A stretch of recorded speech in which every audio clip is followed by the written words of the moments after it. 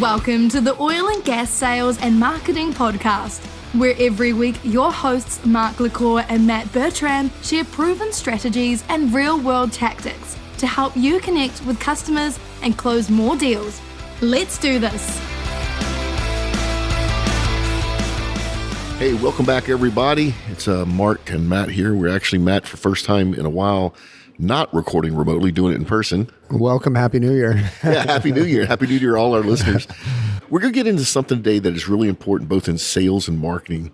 It was Matt's idea. It's a great topic, which is basically storytelling. Now, from a sales point of view, when you brought this topic up, I thought about my past sales successes. And I think a big part of my past sales successes is I've always been a storyteller. So instead of walking into a prospect or to a client's office and talking about features and functions, that I would naturally just tell stories about how I helped other clients solve problems that are similar to what this client has. And come to find out, if you do the research, when you tell a story instead of spouting off facts and figures, people retain about 80% more of it than the actual facts and figures. So without knowing that I was doing something cool from a sales point of view, I was. Fast forward to now, 2024, and with OGGN, if you think about what we do, all these podcasts, Matt, we are a bunch of storytellers. That's exactly what we're doing. Yeah. I would tell you that arguably, I think storytelling's the most important skill set today. Yeah, okay, I would agree. Right? Like I think that all this marketing and everything we're doing is tertiary to what that foundational story is. What are you trying to communicate? To go back to just kind of what you said on the sales side, the one thing that I'll add is something that I learned because I'm very, very data driven, is add only one statistic into that story. Because people can remember that statistic. Like if you just throw a bunch of statistics, like it confuses people maybe, right, or people don't remember it. But if you tell that story in imagery, right? Because you're trying to paint an image, and that's how the brain processes or something like that, more images. But if you tell that story, of course, feature, benefit, whatever, but add a statistic to it in your just general sales, it'll skyrocket it. I mean, in a very simple sense, right? Now, from a marketing point of view, most people are familiar with content marketing. So content marketing is not storytelling, although storytelling is a part of content marketing, right? Yeah, I can lay out this pyramid for you if you want me to, right? Okay, so and we can use the example of like podcasting, because I think podcasting is the absolute best wrapper that you can put content creation on today. Okay, there's so many reasons, and we can go through that. But if you think about, let's say, long form content or like message transmission, it could be short, whatever you're trying to communicate as the core, right? You're trying to communicate something, trying to convince somebody, trying to take somebody from point A to point B, whatever it is. That starts with that, elevator pitch, sales pitch. And that's the core piece of information that you're trying to communicate. You can do that a lot of ways.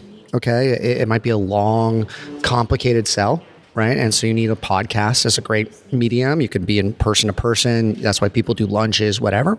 Or it could be, a clip or a short, right? And a clip's like, let's say 3 minutes long, and then a short's like 7 seconds or something like that. But it's all part of that same piece of content.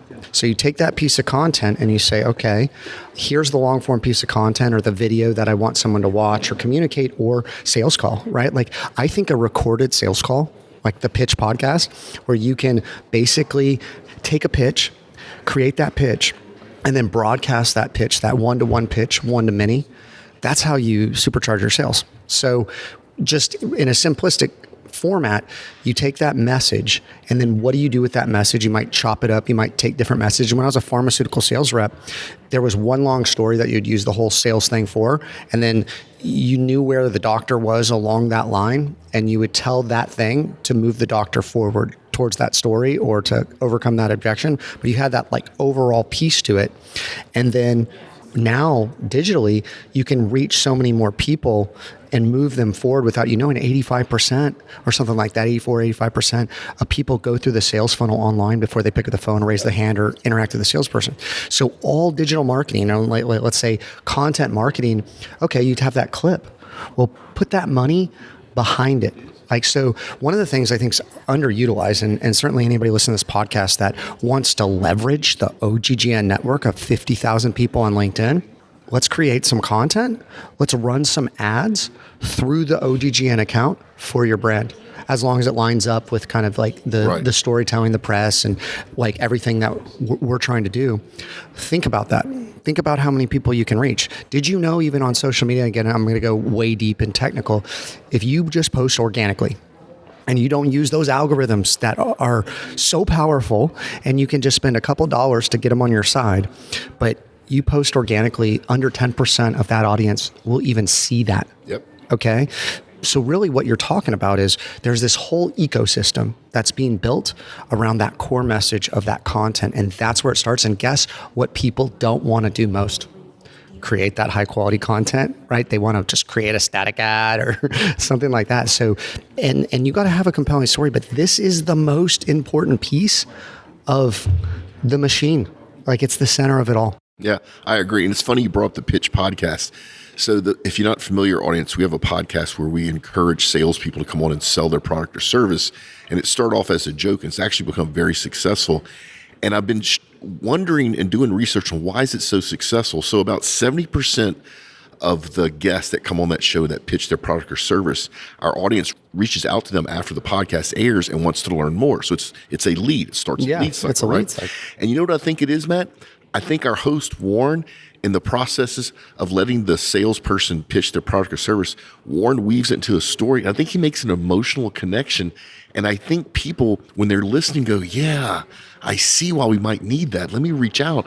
And it's an amazing thing that by Warren guiding that conversation and turning it from a data-centric features and functions, what does this product or service do, and weaving a story around the person, the company, the salesperson, the end results, people get attached emotionally and they love it and they reach out and sales naturally follow. Who would have ever thought that something that simple could drive results that way?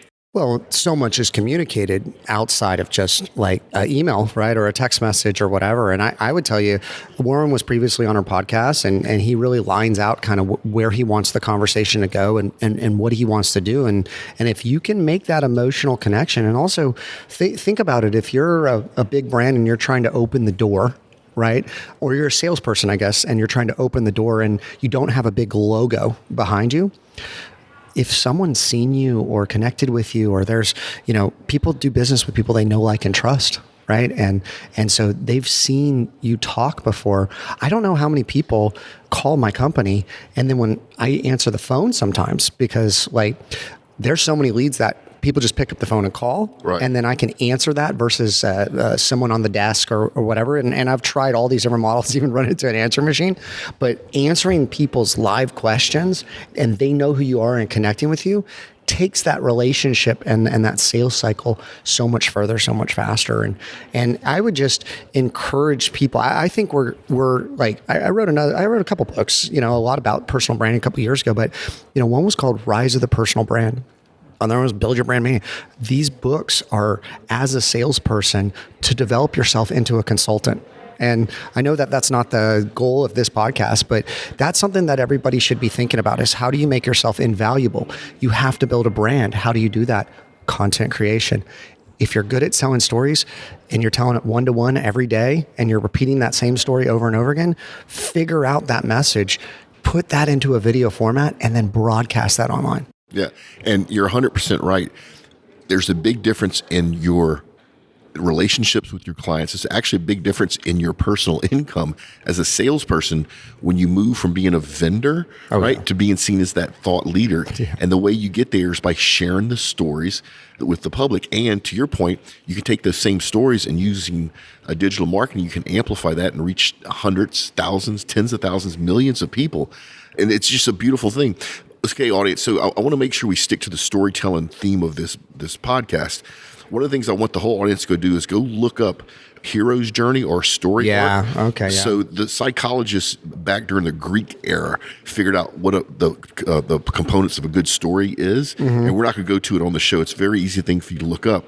However, something that's really, really important with the Hero's Journey is that story arc itself. There's a process to actually tell a story in a way that's memorable, entertaining, So like I said, just go Google that real quick and make sure you understand the basic process of how to tell a journey.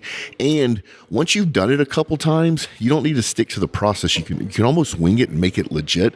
To your point earlier, Matt, if you think about podcasting, in some ways, podcasting is education through storytelling. Absolutely. What we're doing right now is telling you a story. We're also educating you in a way that hopefully will help you. And then you will remember us, Matt and I. And if we wanted to turn this into a sales cycle, if we had, say, a product to sell, actually, let's do your book. So, so we will put links in the show notes to Matt's books. If you want to learn more about what Matt has done and get some of his knowledge, go ahead and buy his books. They're a couple bucks, right? Yeah, they're nothing. I mean, we also have video. We've done the voice on Audible and all that. You can get them all on Amazon. It's all linked together under my account. But yeah, we can definitely do that. I've had book funnels in the past, but here's what the book's really about. It's not about selling the book. It's about explaining to people, just like in podcasting, a complicated message in a way that they can process it. I mean, I talk about SEO in the first book about Build Your Brand on how to leverage social media and SEO in layman's terms, right? And I was laying out kind of my journey of what was successful and how it happened. And then the second book was how other people had built their brand, and it continues. One of the things I would tell you though, in addition to this, and it's something that I certainly read about and then I tried to implement it in my book, is something called I think it's part of the hero's journey, but it's called the effigy something. Basically, it's the bridge to understand why people should care. And I can break this down really, really well. Finish this, and I can go into that. No. This is great. So the whole point I'm making with all of this is that literally Matt and I not only are teaching you the importance of storytelling, we are showing you how by you listening to what we're doing on this podcast, some of you will reach out and buy Matt's books. So we're proving that this concept works in real time on this podcast. Now, the other thing, Matt, if you think of the most memorable ads in the world, they really are storytelling. So the one that pops out to me, and I'm getting ready to date myself, but if you remember right after 9/11, when the Twin Towers fell, Budweiser did a commercial with the Clydesdales, where the Clydesdales walked to an area in New Jersey looking over the river where the towers were, and there was just smoke coming up, and the Clydesdales kneeled down. Budweiser aired that commercial only one time, right? Wow. And I still remember it. Why? Because it told a story, right? That emotionally pulled me in. I do the same thing. If you watch... I remember the frogs. That's another good one, right? You remember that story. But, if you think, so for me, when I'm watching TV at night, if I see a Humane Society or SPCA oh my gosh. commercial, my eyes water up. Now, I don't know if those dogs and cats are actors or not, or if it's real. No, I think it's real. But they tell a story, and the story doesn't necessarily have to be 1,500 words. What you and I just described, the frogs, the Budweiser commercial, the Humane Society ads have almost no words in it, right? But they tell a story and they pull you in. And if you have a product or service that you're trying to sell in the oil and gas industry, you can do the same thing. So think about something like a downhole tool. Most people try to sell that on how does it increase production? Maybe my tool is cheaper. Maybe I can deploy it quicker, whatever. What if you told the story about how the field hand, the roughneck, got to go home to his kids earlier because this downhole tool did his job quicker?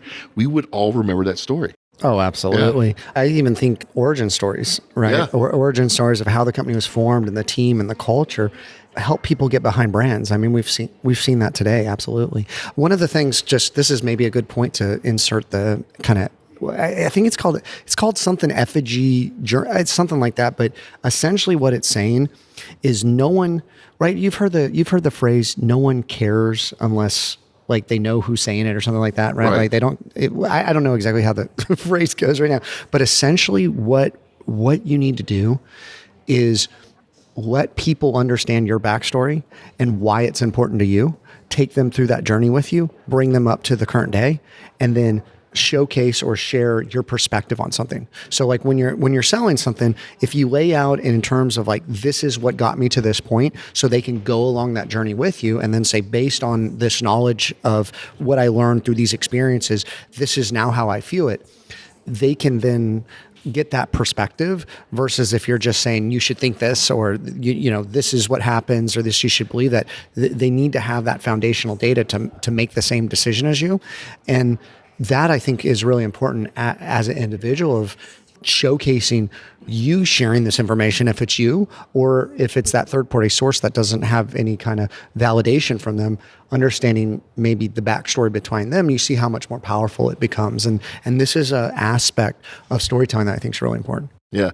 And then the other cool thing about the storytelling process, which is content marketing, it's a piece of content marketing, is like everything else in content marketing, you can take the same storyline and you can chop it up. Oh, you yeah. can put it on different mediums to appeal to different audiences. So we just hired our TikTok manager, and we're in the process of building out a TikTok approach for OGGN. I don't expect any sales to come over from anytime soon. What I am trying to do is stay in front of our younger audiences, which really, if you think of OGGN, that's always been our success. We've always stayed. Our original listeners were millennials that were just entering the workforce, right? And they stayed with us this entire time. So now we're taking the same idea, which is storytelling, and we're just putting it on a different platform, in this case, TikTok, that the next generation of workers are on. Why doesn't Chevron and some of these guys give us grants to help facilitate that? Like even like Dig World, like for if you're like Cat, like I don't know if they gave those out there out in Katy or whatever, but Dig World, like I took my kids there for a birthday party, and now they love heavy equipment, right? You know, and so if we're reaching the younger generation through podcasting, which we certainly are, like if you look at the data, that's a great way to craft message. That's a great way to do hiring. Okay, there's so many components of this ecosystem. And to your point, I hadn't really thought through that, but we really look at it just from a commercial standpoint, helping to sell it. But even from like an education standpoint, a STEM program to like get people into this, like we could be a great vehicle for that, or podcasts in general could be a great vehicle. I love when Matt and I do the show because we do zero pre-work, literally zero. We just show up and talk. We do a little bit. Let me tell you what you don't know, which is what makes this great. So part of our new TikTok approach is we're going to offer our services, once we have it figured out and we have a process, to companies like Chevron. Okay, see, I didn't know that. I didn't know that. The other thing you don't know is our Ben podcast, Blue Energy Nation, which is going to be hosted by a pair of 10th graders. Yeah, the target audience is that same age group, that high school group. We have now figured out that what we need to do is find subgroups of these teenagers. So in our case, we're going after debate teams and student governments. Yeah, right? I was on student government too. Yeah. And the reason we're doing that is these young adults in high school that are on debate teams and student government, if we educate them about the realities of energy, these are the ones that eventually will be future leaders of business in our government. So we're intentionally trying to influence the next generation of voters with energy literacy, but we're targeting a very specific niche inside of these high schoolers. So it lays over exactly what you just rattled off. And once again, you didn't know any of that until I just told you, which is amazing. It just makes sense, right? Like things that make sense, like line up. And that's the funny thing, right? Like if you talk about sales in general, like enterprise sales, now there's certain methodologies out there and we can go down rabbit holes, but generally there's a certain expectation of like what the sales process should look like. And if you have people that have been trained in corporate sales versus someone that hasn't, like there's kind of like, this is acceptable standards in that. Right. And the reason that is because it kind of works, right? And everybody kind of came to the same conclusion to a certain degree. But if you haven't been exposed to it, you don't see those trends and what have you. I mean, I've been in podcasting for 8 years. So when you say these things, it's just like boom, boom, boom, that falls into place. That makes sense. That aligns correctly to what the goal should be, right? Yeah. And I want to leave the audience with something very tactical, something they can use. So we've discussed the importance of storytelling. We've talked about how we use it ourselves. Let's talk literally from beginning to end, Matt. If you're a marketing person in an oil and gas company, say an oil field service company or whatever, and you want to really maximize storytelling to drive leads and sales for your company, where would you start and where would you end? Like, let's tell the whole story from beginning to end. You have 4 minutes. 4 minutes. All right. Well, I mean, I would first reach out to you at OGGN and me at EWR. I love it. Because what you need is you need a good strategy. True. And I think that a lot of people like just get going, or they don't get going because they don't have a strategy and they don't understand what that endpoint is. And if you don't know where you're trying to go and you don't know how you're trying to get there, but you're just kind of experimental marketing stuff, it doesn't always pan out well, right? And that's when social media marketing and like vanity metrics and all that sort of thing. And it's like, oh, well, it doesn't drive real sales. I can tell you people that build their businesses only on social media, okay? And I can tell you salespeople in all different industries that leverage social media organically more than anybody else. So I think that you got to look at it. One is, what are the channels that we're going to use? Okay. Also, what is the message you're trying to communicate? Who are you trying to target? So when you build those target personas and you understand what that customer journey is, and I can tell you, if you don't know what the customer journey is and you're trying to figure it out, ads are a great way to go because you get a lot of data and you can pivot. You buy that big billboard, you buy that print magazine. Man, I hope that messaging works because you're getting your marketing. That's where the transition's happening that I'm seeing is so many companies, these bigger kind of companies that are not trying to do digital now, but didn't really do digital. They were doing print, TV, everything's come way down. Digital's gone way up, and it's so much more complex. There's so much more data. I think a lot of people in the digital marketing space are undervalued, honestly, for what they can deliver. I agree. On a large level. I mean, when we compete against big brands, we pull them out of the water. But okay, here's the layout. Okay, what's the message? What are the channels like TikTok? Like what's that messaging that you're putting on TikTok, who you're trying to reach? And there's actually really big data sets on TikTok of people. Like, I mean, everybody just has no attention span, right? Or whatever. Right. And so, okay, is that trying to lead them into a sales form video? Is that trying to set up a call? Is it trying to get them to download something? Is it trying to get them to watch a longer video? Like, you need the layout, what you're trying to do. Okay, I'm telling you, that is like the most critical thing because you've got to know where you're going. All right, so you figured out where you're going. You figured out kind of the content you want to create. You figure out how you want to distribute it. Okay, so it's like, all right, well, I'm going to build this content and we're gonna throw it on our website. All right. Well, how are you going to get demand generation to people to view that? Right. Okay. Well, we're going to put it in a newsletter. Okay. Well, does a newsletter reach new clients if that's what your goal is, or is it to manage so I do a podcast actually every month for existing clients to let them know what the trends are. That's different than prospects, right? You know what I mean? Like, so it's a different target persona, it's a different customer journey, it's a different goal altogether. So what I need you to do for me really quickly, and sorry we're way over 4 minutes, is tell me what you're trying to achieve to build this strategy, because all of these things are just tools in a toolkit. Yeah. So you're 100% right, which, by the way, don't reach out to me. Reach out to Matt for the strategy. So number one, you do need a strategy. Reach out to Mark. And that strategy needs to be just a few bullet points. Literally, what do you want to accomplish and what resources you have to get there? So I'm going to use the idea that we're trying to attract new customers. Okay. So our strategy is we want to attract new customers. Our resources are, we have a $10,000 budget. I have buy-in from the executive team and have a couple of people in the company that are pretty good on camera, right? The next thing I think you should do is literally write out the story. Now, I don't mean spending hours and hours and coming up with 10,000 words. You literally could open up your iPhone, turn on voice recorder, and start telling the story, right? Get that audio file, which is a very easy thing for you to do. You can do it while you're commuting. Have it transcribed, then clean it up. Well, I think there's even more planning that has to happen. Like, are you going after the executive team? Are you going after people in the field? Correct. Are you going after procurement? Correct. You need a persona. You need to figure out exactly who you're going after. And you got to understand, like, what is the biggest problem maybe on a account-based selling model that you're trying to get over the hurdle on, where that's where I think the marketing is coming out. That's a good point, Matt. So one of the things for our Ben podcast is I have a board of advisors. It's made of everything from 8th graders to juniors in high school, and they're helping us make every single decision. That's something I skipped on this. So when you come up with your strategy, before you figure out what you're going to implement, try to get feedback from your buyers, right? Try to make sure that your story aligns with something that resonates to them. To your point, are you talking about the problem that they have, and is it a problem they want to solve? Well, also, like, what is this piece of content going to do? Okay, is this piece of content trying to get people excited and raise their hand and say, hey, I'm super interested? Is it to help your sales team overcome an objection? Because I a lot of times view digital marketing as like, hey, maybe I have an order taker on the phone and I'm trying to drive inbounds, and then I have like productized services that people can buy or whatever, and you're kind of helping guide by them. Or like, okay, is that what it is? Or is it, hey, I don't believe in SEO, right? Like, I need digital marketing.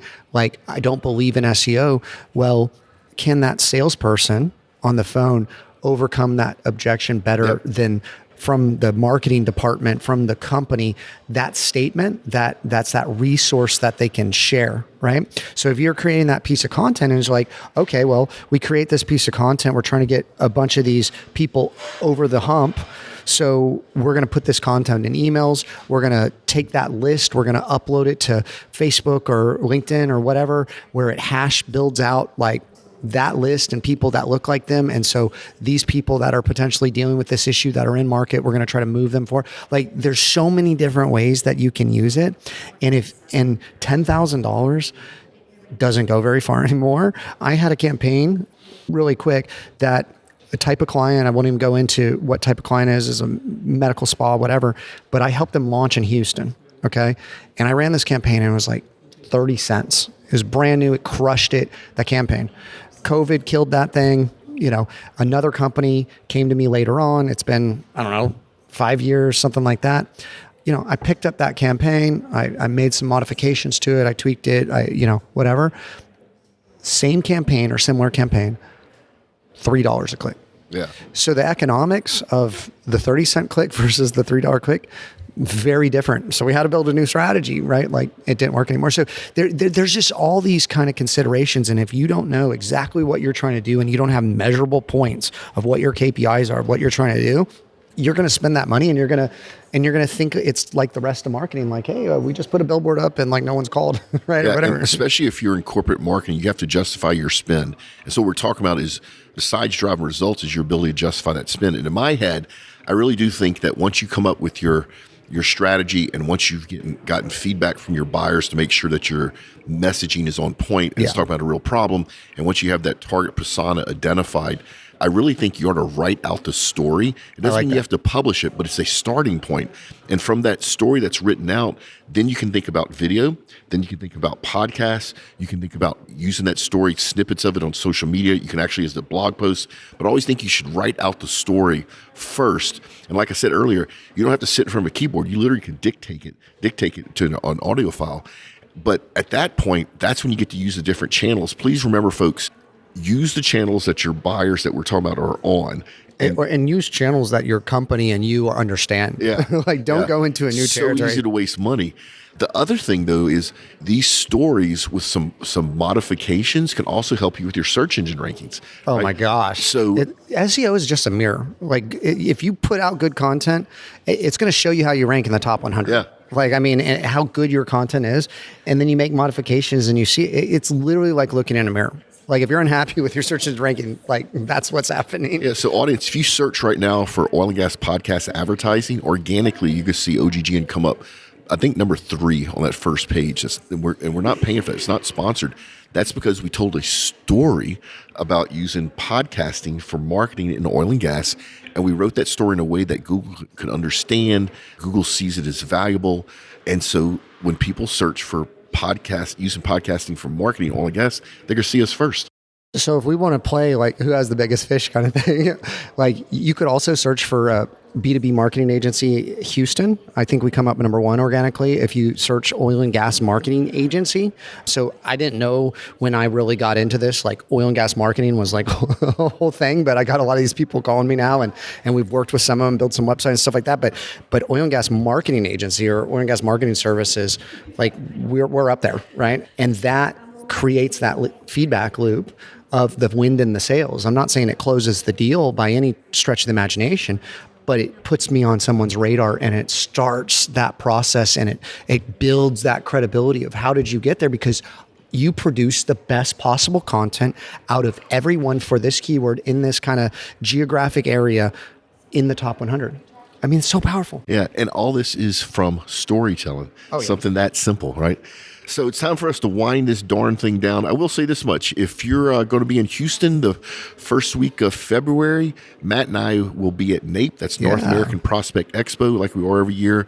We have a podcast pavilion set up. If you're there as an exhibitor, come find us. And maybe if you're good, we'll let you come on one of the podcasts as a guest. You don't have to be And if you're interested in crypto and crypto mining and anything related to that, come talk to us as well. That's another thing, people. I'm inviting other oil and gas energy renewable, mineral rights podcasters to come use our booth for free. They don't have to haul their equipment.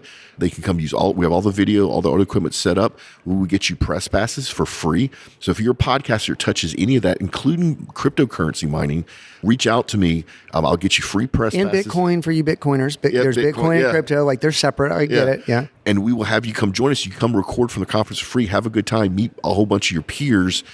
Closing this thing out, Matt and I's, all our social links are in the show notes if you want to connect with us there. Same way with our 2 newsletters. Matt, this is crazy. So we just went through a cold snap here in Houston, which was bad for us, but the rest of the country would laugh because it really wasn't that cold.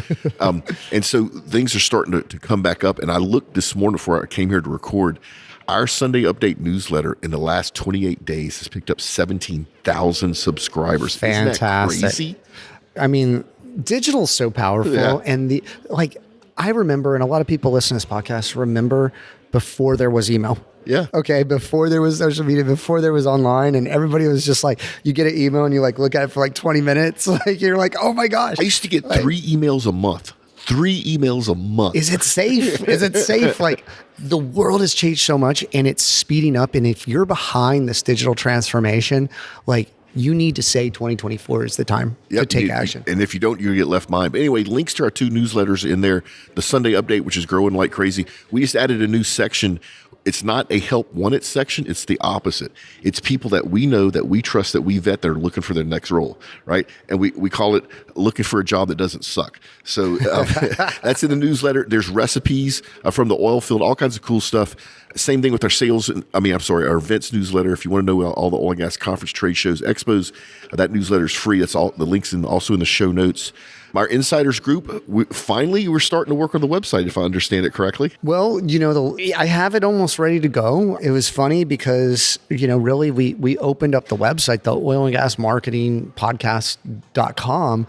We were trying to figure out what is the name, where is it going to be before we started building it. And it was right in front of us as we switched everything over, which it still kind of redirects, and we'll have a redirect link if you go to that to find us on OGGN.com.